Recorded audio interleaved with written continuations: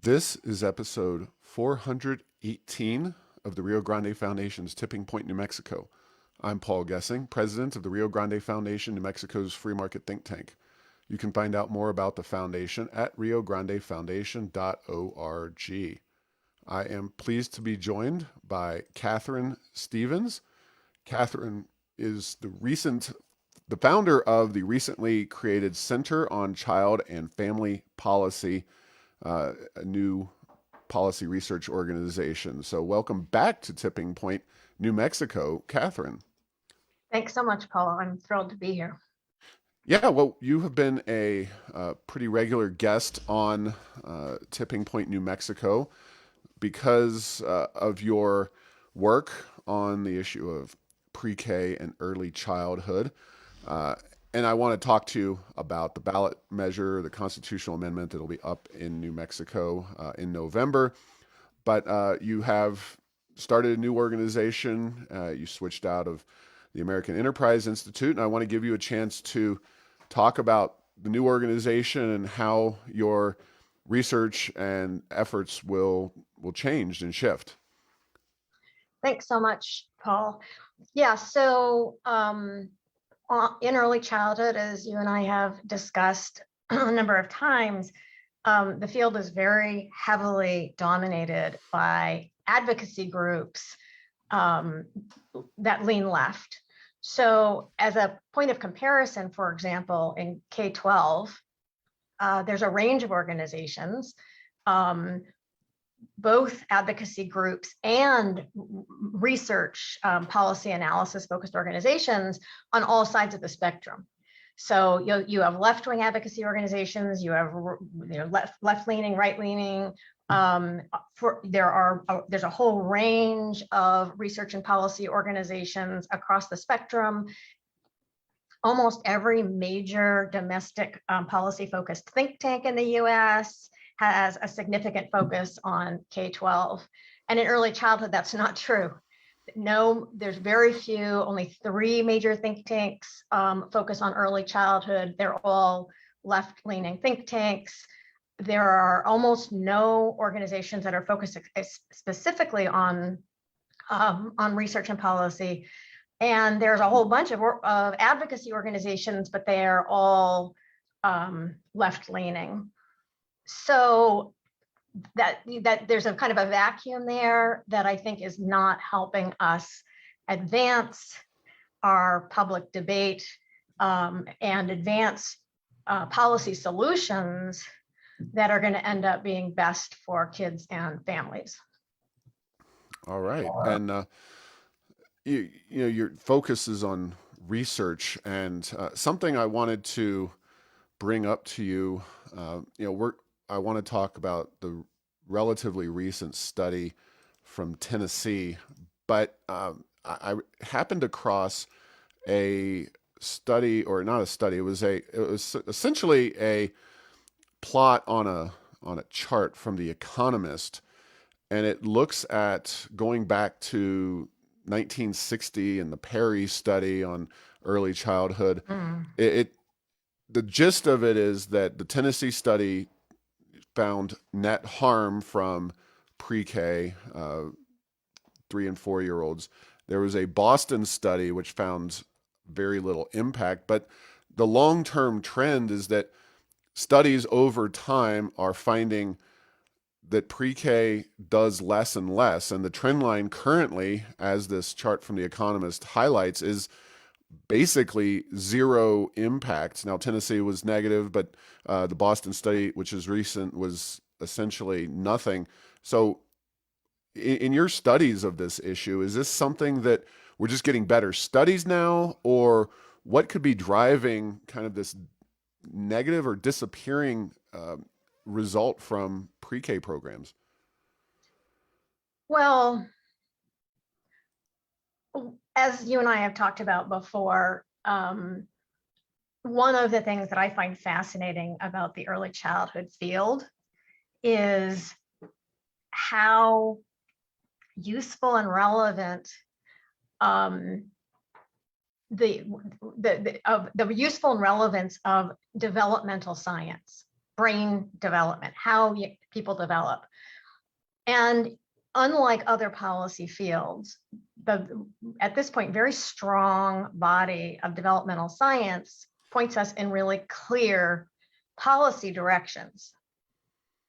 That science does not tell us that putting very young children, certainly infants and toddlers, but 3 and 4 year olds as well, that science does not tell us that putting very young children in non-parental group institutional environments is likely to be what's most important or best for their development. There's just nothing that would suggest that. There's nothing in human history that shows us that. So it's not an idea that we would necessarily expect to work in the first place. What we do know is that families, often parents, are enormously influential on young children's development. So if you're talking about, say, a 12-year-old, number one, there are many factors that are going to be driving what's going on with that 12-year-old. You can't just say, oh, well, let's look at brain science and understand what to do. So that's the one thing. There's lots of moving parts, lots of complicated issues. One of them, of course, is family, but there are a lot of other factors. There are neighborhood factors and peer factors and school climate factors, all kinds of factors.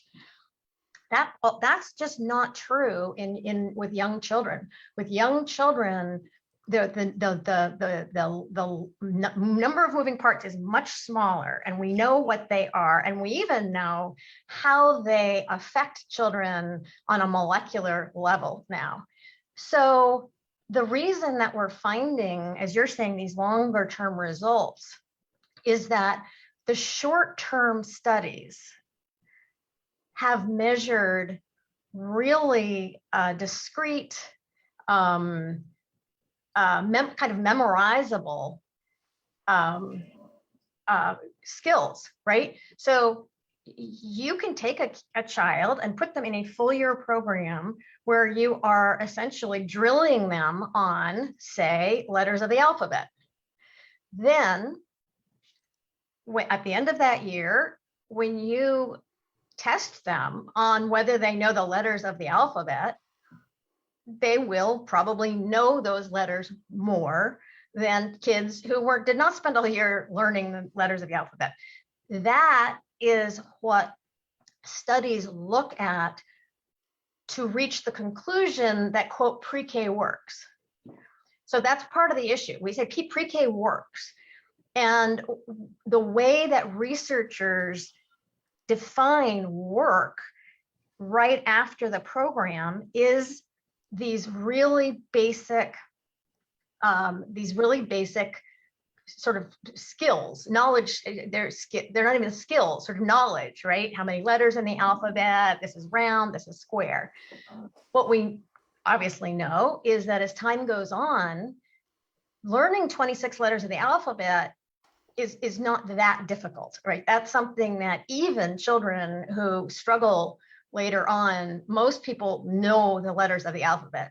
So the fact that a kid knows, for example, at the beginning of kindergarten, if one child knows 10 letters of the alphabet and the other child knows 19 letters of the alphabet, it's just not rational to expect that that's going to predict a big difference going later down the road. So what you also addressed in your recent op-ed, which I thought was excellent, is that pre-K, the fact that a child goes to pre-K is telling us a lot about the kind of family that child is coming from. So parents who care more about education, who are focused on putting more energy into their child's education, are more likely to send their kid to pre-K. So the fact that that child is in pre-K is telling us that that child comes from a family that, on average, probably values or is focused on education more than some other families. That predicts, if anything is going to predict doing better later on, that would predict it. But what's interesting about some of these studies is even the fact that these parents sent their children to pre-K, assuming this is a family that's more focused on education, it's not making a massive difference for their child. It's just not at all clear that if you want to invest in a 4-year-old, that the very best thing you can do to invest in that 4-year-old is send him or her to school a year before they would have gone anyway. Right. Now, the issue at hand, of course, is in November, New Mexico voters will be deciding whether to allocate 1.25% of the 5-year average of year-end market values of the money in the land grant permanent fund to fund early childhood education. So this is the proposal on the table. It's been cause celeb for the left side of New Mexico's political establishment for several years. The constitutional amendment process takes some time, and that's what this is. And this will be on New Mexicans' ballots. And the idea is universal pre-K for all New Mexico 3 and 4-year-olds. But you have talked and written about, and I wrote about, but I definitely want to hear more of your thoughts on it. The Tennessee study, because New Mexico's not going into uncharted territory here. Tennessee and several other states have done pre-K very similarly. So talk about what they did in Tennessee and talk about the results of that particular report, which found negative outcomes from pre-K programs. Right, exactly. So the Tennessee study is unique because it was what's described as a randomized control trial. So what that means is the researchers took a large group of parents, all who were trying to get their child into Tennessee's pre-K program. Because there were not enough spaces for all children, some of those parents who had been trying to get their child in were not able to. So we know that these are parents who were already inclined, were focused on pre-K. And they sort of, that's, in effect, they're saying, well, these kids kind of have the same sort of parent, right? The kind of parent who's really trying to get their kid into pre-K, 4-year-old in this case. So they followed these two groups of children, all of whom had parents who were trying to get them into pre-K. Right after pre-K, the children who were in pre-K scored higher on these basic academic skill tests, as I was describing, which makes sense because they had spent all year focusing on these particular academic skills. It's quite possible, Paul, that had they been tested on something else, like getting along with peers, it's possible that the children who didn't go to pre-K would have been done better, but they tested them on these basic academic skills. They continue to follow these children, and what they've found over the years, now the children, I think they've just finished the 4th grade, is that the children who went to pre-K, that a couple of years in, the children who had gone to pre-K and not gone to pre-K out of this studied group, they started to do the same. And then the children who went to pre-K actually started to do slightly worse academically, but maybe even more importantly, in terms of social and behavior issues, having more discipline conflicts with children and so forth. So the reason that this study is very important is because it was done in such a careful way. The way that studies, some of which have suggested a positive result after a number of years, some of them, as you've said, don't, even if they're not done as well as Tennessee's. But what they usually do is we would, for example, take a group of 10th graders and we would find out which of them had gone to pre-K and which of them had not gone to pre-K. Then we would compare their achievement, their performance, and we would, if the group that had gone to pre-K, and we know that because in 10th grade, say we asked them, so did you go to pre-K? the group that had gone to pre-K, if they did better, we would make the really substantial assumption that the reason they were doing better was because they went to pre-K. And that's possible, except for there's two reasons, as I've been saying, there's two reasons to be really suspicious of that explanation. Reason one is that when we have studies that compare apples to apples, right? 4-year-olds with two groups of 4-year-olds, all of whom have parents who are trying to get them into pre-K, that the results are not consistent. The second thing is that just common sense suggests that that spending 9 months in a few hours a day of school is unlikely to be the salient factor compared to your family environment, right? So there's a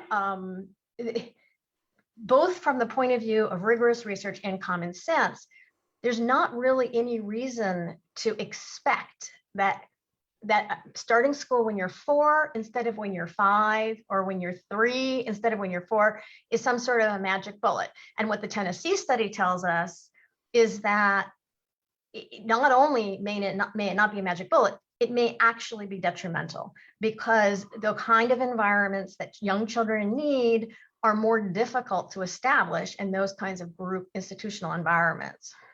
So when we talk about those past studies, do you know, like, were there other studies that were done with randomized control groups, or have most of these pre-K studies always been, kind of a different approach, a much less scientific approach to studying student success and outcomes? Right. So there's one other major study that was done with using the same randomized controlled trial approach that the Tennessee study used, which is considered the gold standard for research, because you are systematically excluding kind of other potential explanations for your findings. That was a study called the Head Start Impact Study that also randomized. They had 2 groups of kids. All the parents were trying to get them into Head Start. There weren't enough spots, so they just followed those 2 groups of kids. The results, Paul, of the Head Start Impact Study were very similar to the results of the Tennessee pre-K study. So that, in other words, that is not something that I think people are paying enough attention to or trying hard enough to explain. Why do we have these 2 very rigorous studies, one of a statewide pre-K program, the other of Head Start, that are finding the same thing? So what you'd hope is that the way the early childhood field would be responding is by trying really hard to do more randomized controlled trial gold standard studies, so that we really know what's going on before we decide to spend billions and billions of dollars, which is one problem. And then the second problem is institutionalizing something that could actually be harmful to children. Right. Yeah. So are you familiar with, or have you ever met Dale Farron Yes. of Vanderbilt? Because his quotes are outstanding, and I'll just Yes. read them to you because I'm sure you're familiar with them, but it's worth putting them out there. The kinds of pre-K that our children are going into are not good for them long term, he said. Then furthermore, we have let ourselves get into the idea that what these children need is a lot more academic instruction. It's just the opposite. What you'd like to give poor children is a feeling of being cared for and being successful. So, is it safe to say that perhaps these pre-K programs are overly focusing on academic performance for these 3 and 4-year-olds? Is that, I mean, obviously Tennessee and New Mexico are different places, but is that what you're kind of finding as a general trend across the country? Well, yeah. I mean, because this is not a surprise. It's school, right? I mean, what the advocates are in trying to put into place here is that children go to school earlier. That's so the fact that it is academic is not a surprise to us. They're doing it on purpose. They already have, as you know, they have third grade, they have second grade, they have first grade, they have kindergarten. That's all school. And now what they're saying is it will be helpful to children to have even more school starting earlier. That's what they're saying. So what Dale is saying, Dale's actually it's a woman. She's absolutely brilliant. Actually, we might want to link for your viewers. I did an event at AEI several years ago on pre-K research. She was on the panel. She was wonderful. And it's really interesting for people who are curious about this, discussing the various methods of studying pre-K and what the pitfalls are along the lines of what I've been explaining. But here's the thing. So there's another study which has just come out recently, which we also might want to link for your listeners, in New York City, which is really interesting. It's been done by someone who's known and well respected in the early childhood world. You know, not exactly it's a researcher, but somebody who's kind of had been aligned with the early childhood world. He is studying the large rollout of New York City's universal program for 3 and 4-year-olds. So just earlier this month, they released a report on these results. The title is "Do Pre-K Entitlements Distribute Quality Fairly? Racial Inequity in New York City."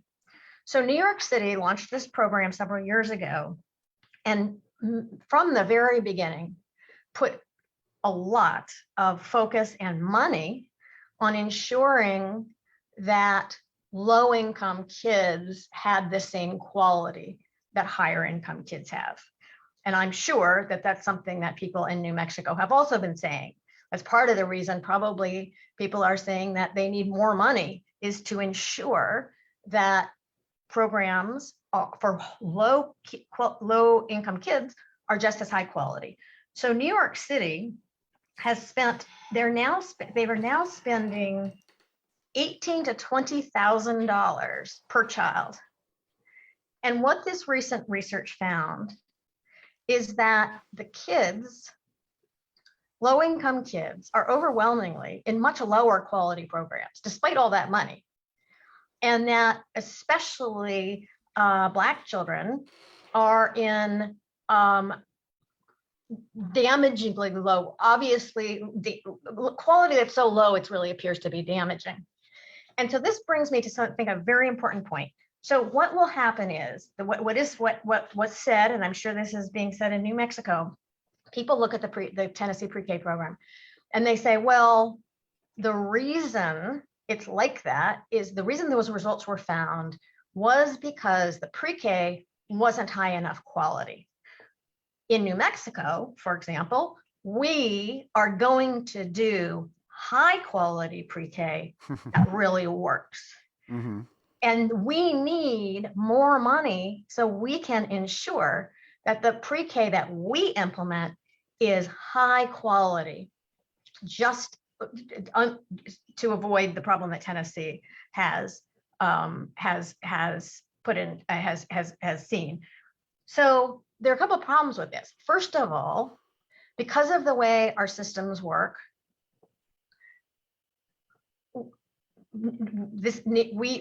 New York City, for example, has tried very hard to do exactly this, $18,000 to $20,000 per kid, and they're not able to pull it off. So New Mexico could say, well, we're not New York City. New York City is a big mess, and we know what we're doing. We're starting from the ground up. We have a special team. But here's the thing, Paul. New Mexico hasn't shown that it actually can implement quality, because if it could, we would assume it was already doing so in K-12, right? Mm-hmm. But as you know, in New Mexico, on the last NAEP assessments, looking at lower income 8th graders, and those are the kids that we're hoping that pre-K will help, and that New Mexico is perhaps saying, some people in New Mexico are saying, we are going to provide high quality pre-K for lower income 4-year-olds in particular to help them get ahead. Well, when you look at the National Assessment of Education Progress scores, the last ones came out in 2019, right before the pandemic, looking at 8th graders. So the New Mexico school system has had these 8th graders. They didn't have them when they were 4, that's true, but they have had them in kindergarten, 1st, 2nd, 3rd, 4th, 5th, 6th, 7th, and 8th grade. So they've had these kids for 9 years. They've had 9 years to implement this high quality that's going to improve results for children, right? However, among lower income kids in reading, lower income 8th graders, after these 9 years that presumably the highest possible quality has been provided, 46% of lower income 8th graders score below NAEP's very lowest level. NAEP's very lowest level is basic. Basic is you're really just at a very basic level of reading and writing. Below basic means you're functionally illiterate. 46% of kids, 8th graders, scored below basic in reading. 51% scored below basic in math. So what I don't understand is how people expect the same system that has consistently produced dismal results after years with these children, how they think that, number one, having 10 years with these kids instead of 9 years is going to make such a big difference, number one. And number two, let's just say they know that the K through 8 is still going to be bad. What makes them think that they know how to make the pre-K good? Then, of course, if they do know how to make the pre-K good, why aren't they making everything else good? Right. Yeah.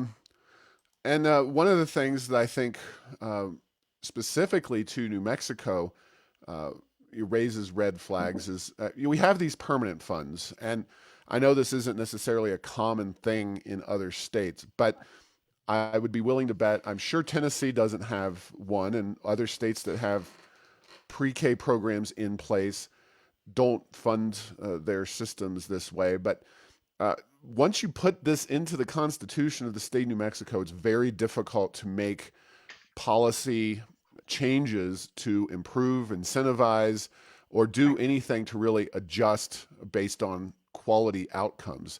The money just flows in and there's very little accountability. That's not the case, as I understand it, in Tennessee, which leads me to believe that if anything, the Tennessee program will be at least somewhat marginally higher quality because you have to have a legislative process. You have appropriations every year. In New Mexico, the money is just going to flow in regardless of the outcomes from the system. Right, exactly. And I think, if the money were just flowing in to something which had some shot of helping children, that would be one thing.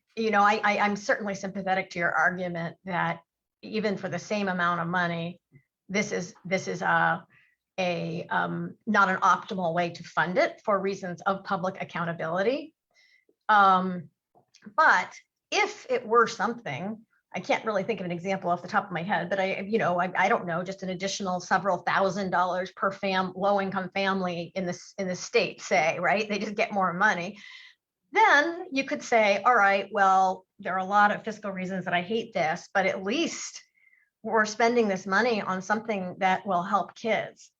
The problem with the idea of spending that money in a state which, as you know, has young children are facing a lot of very serious problems. New Mexico, as you know, has some of the highest rates of child abuse and infant mortality and all kinds of things. There's high rates of poverty. So there are problems that need to be addressed. None of those really serious life sort of debilitating problems for children and families are addressed by sending them to school when they're 4 instead of when they're 5. It's like if all you have is a hammer, the whole world looks like a nail. You know, if all you have in your head is school, we want to improve human development. We want to improve the development of New Mexico's young people. However, in our minds, the only way we do that is through school. So whenever we want to do more, help young people develop, we just do more school, even though there's abundant evidence that school in New Mexico is not serving many children well. And you know, this is a trend across the country. So this is 100 years ago, Paul, not a single state in the country required school entry until age 7. Only half required school entry as young as 8. In 1977, which is less than 50 years ago, only 14 states required school entry as young as 6. 33 required attendance beginning at age 7. 4 didn't require attendance until age 8. Today, 26 states require attendance at age 6. 12 require attendance at age 5. 20 states mandate kindergarten attendance. So what this reflects in our whole society is this idea that really began in the 1960s in the War of Poverty period, when Lyndon B. Johnson put forward this idea that the public schools were the solution for poverty. We never thought that before. So he introduces that idea. The federal government has subsequently become much more engaged in public education, in public schooling. The federal government has funded the development of the state education departments. So there's been this, you know, greater and greater weight sort of in what used to be 1st through 12th grade, now K through 12 sort of kind of entity in our lives. And we, at the same time, there's recently, in particular, been a lot of conversation about the lack of emotional and mental well-being among young children, right? That people are observing that young children, their levels of anxiety are higher than ever before, depression, violence. One possible explanation for this is that these large institutions are not actually optimal, that relying so heavily on these large age segregated group institutions is not ideal for advancing development. That we need to, that school plays a role. Kids need to learn to read and write and, you know, follow directions and so forth. But that there's other dimensions of society that are enormously important, and that we need to start focusing more on them. One of the things that disturbs me greatly about the push for pre-K is that that goes in the opposite direction.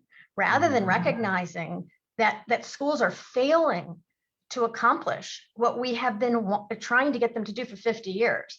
They aren't solving poverty.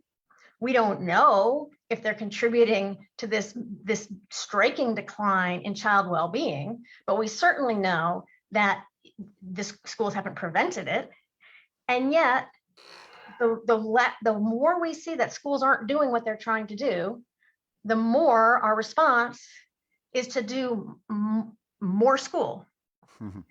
Well, so we've talked in the past about solutions, And I do want to get some solutions in here before we conclude. You've talked about a system of home visits, and that's supposedly a component of all of this. But home visits don't require a great deal of funding. But talk about solutions. They could include home visits, or it could be something more, or supplementing that. But what are the solutions that you found that actually do move the needle for improving outcomes for kids? One of the things that I have spent some time looking at, Paul, since our last conversation, is just a big shift in gears, and that's the health system. So there's now really striking evidence that prenatal care, both in terms of physical, but also in terms of women's emotional well-being, mental and emotional well-being, is critical for child well-being.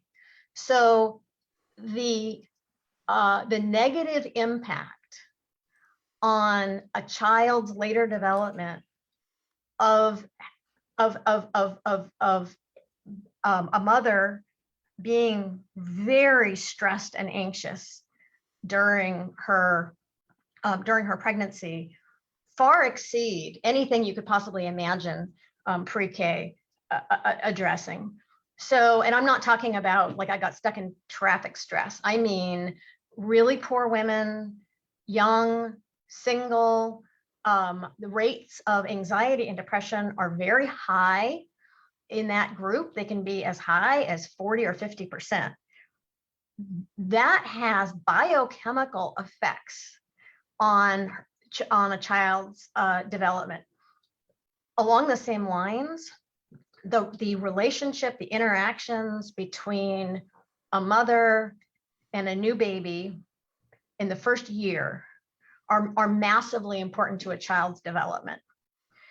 We know that, again, very poor women, often single parents, they can be very isolated, and their rates of postnatal depression, stress, anxiety are very high. That's kind of devastating to a baby's development. However, those issues are ones that would be best addressed actually with the healthcare system. So on the one hand, Medicaid, 46%, almost half of the babies in this country are born under Medicaid.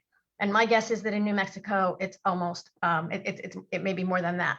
Mm-hmm. That's already a system in place. That's already money that's being spent, but the system is not working very well. If the prenatal care that women are getting fails, as I understand it, the system is not set up to address the kind of social and emotional dimensions of well-being, which have been shown now to have very significant effects on a baby's development in the womb. Similarly, the Medicaid system pays for, I'm forgetting the number, but something like 12 well baby visits in the first year. The way those are set up, though, it doesn't meet the needs of the mother. They're set up as the baby. There's 15 minutes. The doctor can kind of poke the baby, sort of test its reflexes, but there's nothing built in to diagnose a mother who's clearly in crisis and to bring other things in to be supportive. There might be other services that are already being paid for that are out there, but there's no way of integrating them. There's a wonderful program. I will send you a link to it in case you want to provide information to your listeners, called Healthy Steps. That is focused. They just got a very large grant. I think it was $14 million from this wonderful group called Blue Meridian that funds projects that they think are timely, very much needed, and positioned for with a strong track record of measured success. So what Healthy Steps does is work with pediatricians to create and OBGYNs to create sort of a hub to get women the support they need to be good mothers. Because if the mothers who are meeting their children's needs is what I mean by a good mother, without that, a kid is really not being set up well for success. So that shifting focus to how women are being, how we are supporting women when they're pregnant, when they've just had a baby, that makes a great deal more sense. And in the light of this recent Supreme Court ruling, it's arguably even more important. So it will undoubtedly require spending more money, but it also just will require looking thoughtfully at the system and integrating it. That's just so much that makes so much more sense as something to do for New Mexico kids and families than to expand the public school system from 13 to 14 years. Got it. Well, we've pretty much come to the end of our time. I do want to give you a chance to, say anything that we missed in our conversation before I let you go, Katharine. But I appreciate you really helping us out with some of the research and the New York study, and some of this information I'll put into the show notes when we post this particular interview. But before we conclude, any last thoughts? I think I've pretty much said everything that I would want to say, Paul. I'm thrilled that you've been focusing on this issue for a long time. I've observed you becoming a bit of an expert, and I really appreciate the interest that you've shown in this. All right, and when you get your website up and running, we will make sure to highlight that as well for our friends and supporters, because obviously this vote is in November. This remains a very live issue. Not one that currently is at the top of people's minds, but hopefully my op-ed that ran across the state gave some people some food for thought, and we'll see what shakes loose this November. So thanks for listening to this week's episode. Find all episodes at tippingpointnm.com or at the Rio Grande Foundation's YouTube channel. Subscribe to this show at Apple, Stitcher, or have your Google Home play Tipping Point New Mexico. Thanks to Path 3 Marketing for producing this show.